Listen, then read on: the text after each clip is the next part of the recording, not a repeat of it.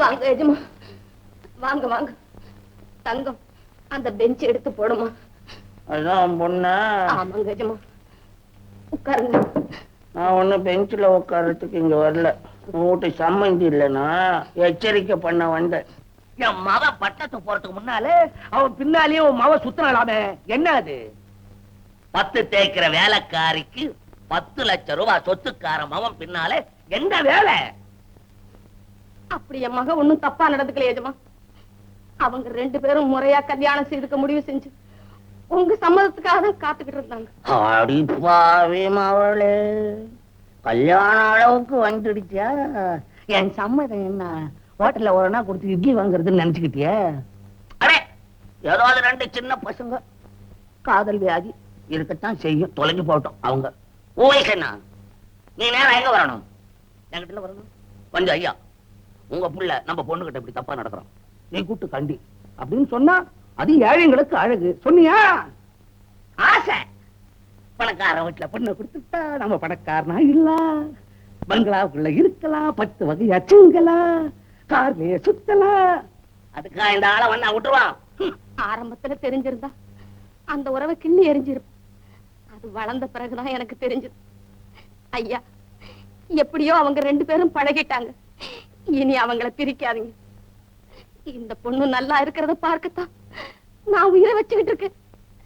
அந்த ஆசையை கெடுத்துறாதீங்க ஐயா, என் ஆசையை கெடுத்துறாதீங்க.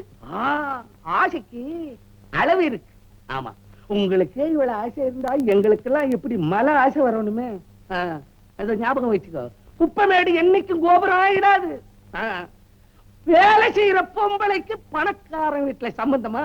ஐயோ, அந்த வேலையை வச்சுக்காது. அவ்வளவுதான். ஏதாவது ஏழை பாட ஒரு டிரைவர், ஒரு ஆபீஸ் பாய் அவனுக்கு பார்த்து கட்டி வை. அது கொண்டா 5-10 உதவுறது. நம்ம பையனுக்கு பெரிய இடம். ஆமா, எக்கச்சக்கமா செலவு பண்ணி கல்யாணம் பண்ண போற நிச்சயம் ஆயிடுச்சு. கல்யாணம் நிச்சயம் ஆயிடுச்சா? இல்ல இல்ல, அந்த கல்யாணத்தை நடக்கவே விட மாட்டேன். என் பொண்ணு கலங்க விட்டுட்டு உங்க மகன் சந்தோஷமா வாழ்க்கை நடத்து ஒரு நாள் விட மாட்டேன், ஒரு நாள் விட மாட்டேன். ஐயா, உங்க இஷ்டப்படியே உங்க மகனுக்கு கல்யாணம் செய்யுங்க. அதுக்கு நாங்க தடையாவே இருக்க மாட்டோம். ஐயா, நாங்க தடையாவே இருக்க மாட்டோம்.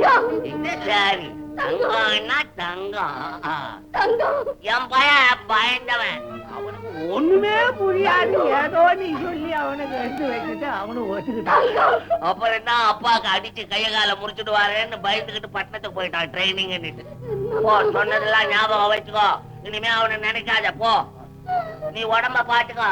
பாவமா இருக்கு எனக்கும். போய் தர்ம ஆஸ்பத்திரியில படுத்துக்கோ.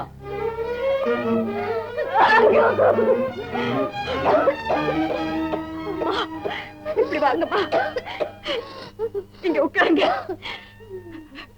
தங்கம், என்னம்மா இப்படி சொல்லிட்டு உன் வாழ்க்கை என்ன ஆகுது? அம்மா, அவர் முன்னாடியே இன்னொரு பெண்ணை மனசுல வச்சுக்கிட்டு தான் என்கிட்டயும் பழகி இருக்கிறாரம்மா.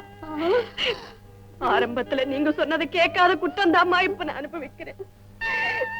அந்த ஆளவந்தார் குடும்பமே நம்பிக்கை துரோகத்துக்கு பழக்கப்பட்டதம்மா. இந்த பாவி எப்படிப்பட்டவேன்னு தெரிஞ்சா இப்ப அவரை நீ சும்மா விட்டு இருக்க மாட்டேன். ஒரு குடும்பத்தையே நிர்மூலமாக்கி உன்னை அனாதையாக்குன சண்டாளன் அம்மா, சண்டாளன். அம்மா, நான் அனாதையா? அம்மா, ஆமாம்மா, நீ என் மகள். அம்மா, அழாத தங்கம், அழாத. உங்க அப்பா மாணிக்கம் பிள்ளை இந்த ஆளவந்தார் வீட்டுல டிரைவர் ஆயிருந்தார். இந்த பாவித்தான் செய்த கொலையை அவர் மேல சுமத்தி ஜெயிலுக்கு அனுப்பிச்சிட்டான். இந்த கவலையோடு உங்க அம்மா ஆஸ்பத்திரியில ஒரு பெண் குழந்தை பெத்துட்டு செத்து போனா. அப்போ உனக்கு 3 வயசு.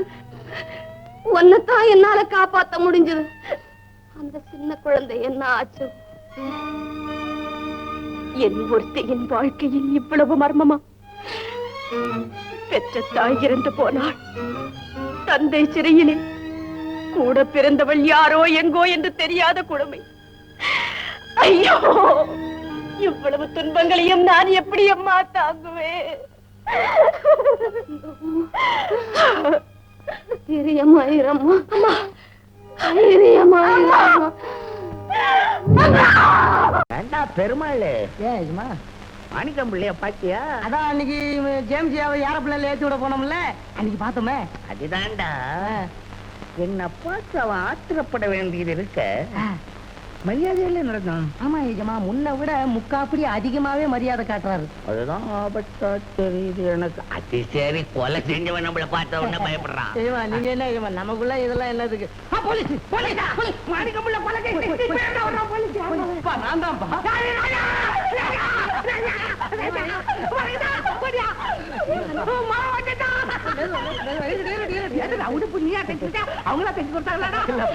ட்ரைனிங்க முடிச்சிட்டு அதிகாரியா வந்திருக்கிறேன். இனிமே இந்த ஊர்ல தான் எனக்கு உத்தியோகம். இந்த ஊர்ல இவனா வந்துட முடியுமா? எத்தனை கலாச்ச படிக்க வச்சவங்க ஞான பண்டிகை எவன் மனசுல போந்து நீங்க தள்ளி விடுறான்னு சொன்னானோ. இந்த காக்கி சட்டையை போட்டுக்கிட்டு என் கண் முன்னால வராதுடா. அது கொடைய கண்ட மாடு விரல்ற மாதிரி இருக்கு. ஆமா தம்பி, உங்க அப்பா கூடவே இருக்கிறதுனால இந்த உடுப்ப கண்டா நமக்கு கூட கொஞ்சம். எல்லாம் எதுக்குப்பா பயப்படணும்?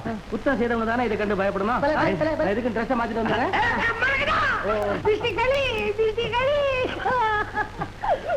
தேங்க்யூ மாமி. வந்துட்டேன். எப்படி இருக்கிறான் பாக்கியா? ஆளு வாட்டவா. இனி அம்மா தான் எனக்கு பயம் இல்லை. எது வேணாலும் செய்ய வேண்டிய ஊர்ல.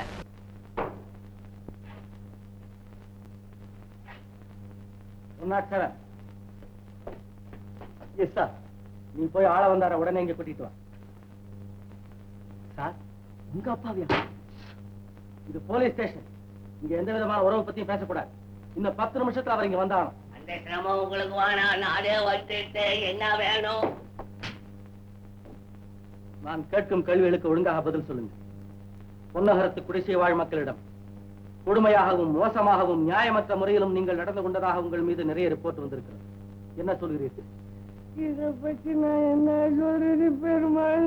என்ன சொல்றதுக்கு இல்லைங்களே. நான் லட்சாதி பிரபுவா இருக்கிறேன்னு பொறாம பிடிச்ச பசங்க போலீஸ் ஸ்டேஷனுக்குள்ள மொட்டை பெட்டிஷனை விட்டுருக்கலாம்.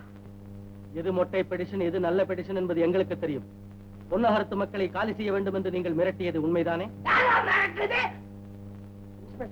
நான் மிரட்டல சார், நான் மிரட்டல. அந்த பசங்க தான் சார் என்ன மிரட்டிக்கிட்டு இருக்கிறோம். அந்த சொத்து பூரா அவனுங்களுக்கு சொந்தம்ன்றான் சார். என் சொத்தை புள்ள இல்லாத சொத்தா? ஏதோ ஒண்ணு உயிரோட போச்சு, ஒண்ணு உயிர் இருந்துகிட்டு எவ உயிரை எடுத்து. உங்கள் குடும்ப விவகாரங்கள் இங்கு வேண்டாம். குப்பத்து மக்களை நீங்கள் கொடுமைப்படுத்தியது உண்டா இல்லையா? என்ன கேட்கிறாருன்னு ஒண்ணுமே புரியல எனக்கு. நான் என்ன சட்டம் தெரியாதவனா? சட்டப்படி குற்றம் செஞ்சா சிக்கிக்குவேன்னு எனக்கு தெரியாதா? நான் பெஞ்ச் கோர்ட்ல இருந்து டெல்லி சுப்ரீம் கோர்ட் வரைக்கும் போனவே சட்டத்தை பத்தி என்கிட்ட கேட்கிறாங்க. சட்டத்தை பத்தி இங்கு பேச வேண்டாம். கேட்டதற்கு நேரடியாக பதில் சொல்லுங்க. ரஹீம் மீது நீங்கள் தானே திராவகத்தை வீசினீர்கள்? யாரும் பார்த்தவன் என் ஊதி மேல சத்தியமா சொல்றேன். சாட்சி இருக்கா? இல்ல சார். இப்பொழுது இடத்துல விசாரிச்சேன் சார், ஆனா சாட்சி இல்ல. சொல்லுங்க, நல்லா சொல்லுங்க. ரொம்ப நாளா இதே வேலையில இங்கதான் இருக்கிறாரு. என்னை பத்தி உங்களுக்கு தெரியும். இருக்கட்டும் இருக்கட்டும். நான் ஒண்ணு நின்னதுனால குறைஞ்சு போக போறது இல்ல, மத்த பசங்க போய் எந்த போக போறது இல்ல.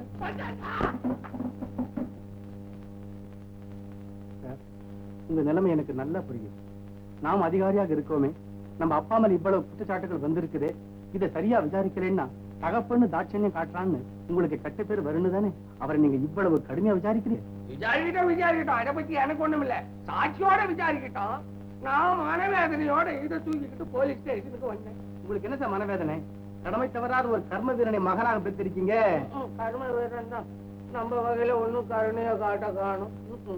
இத பாருங்க, கோர்ட்ல உத்தரவாயிருக்கு குப்பத்தை காலி பண்ணுங்கடான்னு 2 வருஷத்துக்கு முன்னாலே இதை எந்த கர்ம வீரனும் கவனிக்க காணும், ஞான பண்டிதனும் கவனிக்க காணும். ஆமா சார், கோர்ட் எவிக்ஷன் ஆர்டர். இதை வச்சுக்கிட்டா நாளைக்கு பூந்து குப்பத்துல காலி பண்ணுங்கடான்னு சொல்ல போறேன். என்ன ஆகுதோ ஏது ஆகுதோ, சும்மாவே நான் போனா கார்ல கண்ணாடியே உடைக்கிறானுங்க. நீ கவலைப்படாதீங்க சார், உங்களுக்கு போலீஸ் பத்தி எப்ப தேவையோ அப்ப நிச்சயம் கிடைக்கும். அப்ப தினம் தேவைங்க. என் ஜாதகம் அந்த மாதிரி. நான் வரவா? ஆனா ஒண்ணும், மகன் பெரிய போலீஸ் உத்தியோகத்துல இருக்கிறானே, அதனால நாம எது வேண்டும்னாலும் செய்யலாம் அப்படிங்கிற அபிப்பிராயத்தை மட்டும் மறந்துரு.